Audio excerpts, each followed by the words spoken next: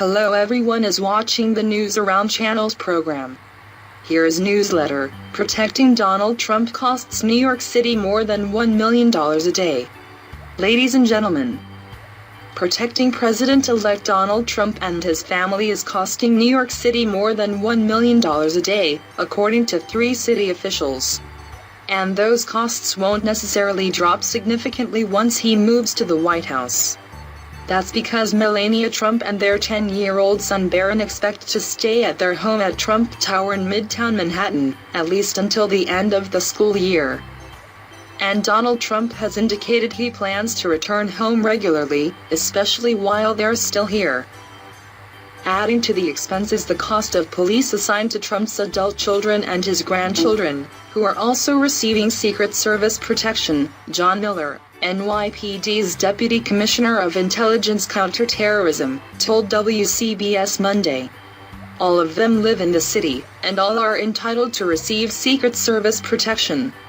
The number one imperative here is safety and security. We owe that to the president-elect, his family and his team, said New York Mayor Bill de Blasio at a press conference on Friday. But he added the city will need help with those costs, particularly police overtime. This is a very substantial undertaking. It will take substantial resources, he said. We will begin the conversation with the federal government shortly on reimbursement for the NYPD for some of the costs that we are incurring. While primary responsibility for the protection of the president, or president-elect, rests with the Secret Service, local law enforcement is charged with assisting them, particularly in controlling movements of the general public. Every president is required to have local law enforcement protection when they return home during their terms. But protecting Trump in New York City is particularly costly, given that he lives in the most densely populated neighborhood of the nation's biggest city. We have never had a situation where a POTUS President of the United States would be here on such a regular basis, said de Blasio. The details of his future plans are unknown, but we certainly know over these next 65 days until the inauguration he will be here regularly.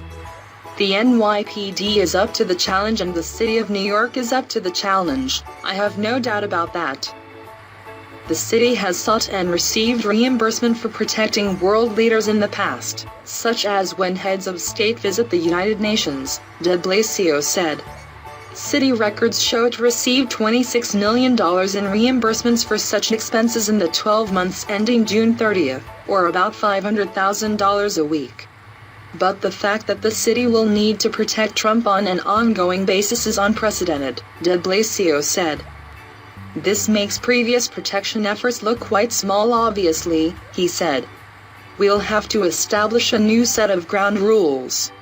The police have set up barricades around Trump Tower at 56th Street and 5th Avenue, smack in the middle of the city.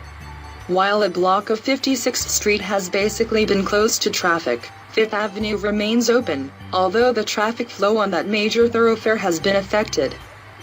And as Trump moves through the city, police need to close streets accordingly.